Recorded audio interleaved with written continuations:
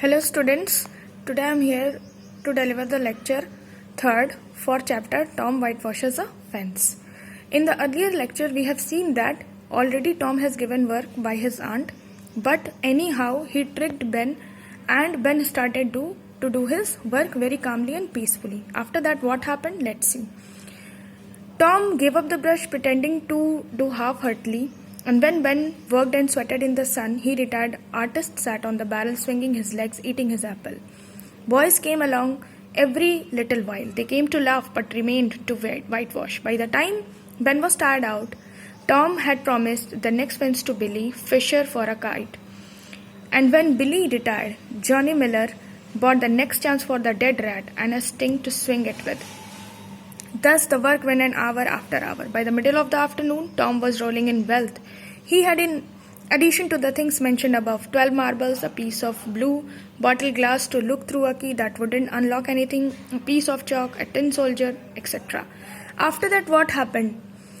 Tom ने सारे ही अपने फ्रेंड्स को वहाँ कलेक्ट कर लिया और एक के बाद एक सब अपनी चांस लगाते हुए फेंस को वाइट वॉश करने लगे. उनके रिटर्न में जैसे उसने बेन से एप्पल लिया था, उनसे भी वो कुछ न कुछ ले ही रहा था. सब उसको प्लीज करने के लिए, सिर्फ एक बार वाइट वॉश करने के लिए टॉम को कुछ भी ऑफर कर रहे थे, like a piece of chalk, a tin soldier, etcetera.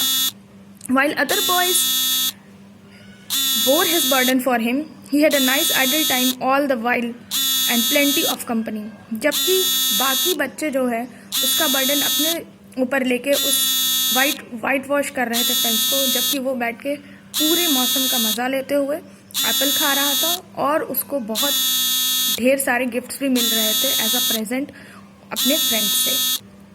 और बाकी सब बहुत ही मेहनत से वो काम कर रहे थे because it was a sunny day on that day.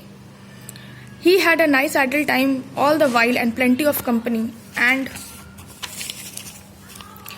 fence has 3 coats of whitewash on it. It was just magnificent.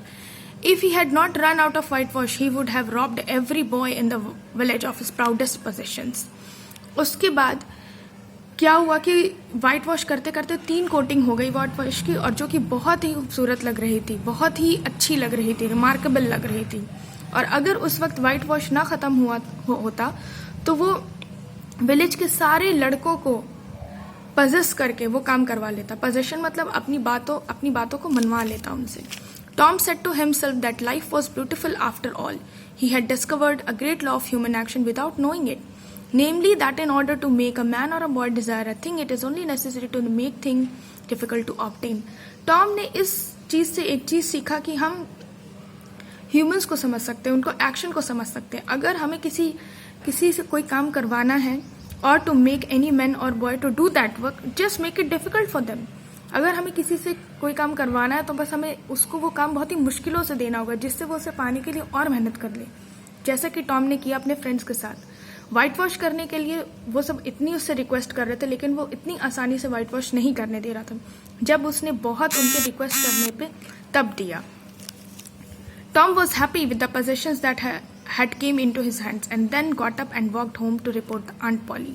Tom बहुत खुश था अपने इस काम से और जो उसने काम अपने फ्रेंड से करवाया, और ये खुशी और ये बात बताने वो अपनी आंट के पास चला गया. It's all done, aunt. The whole fence, he said to her.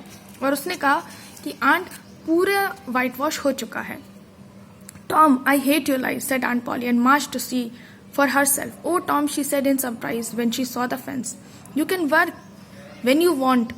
Only you hardly even want to. She took him home and gave him the best apple she had and allowed him to go and play.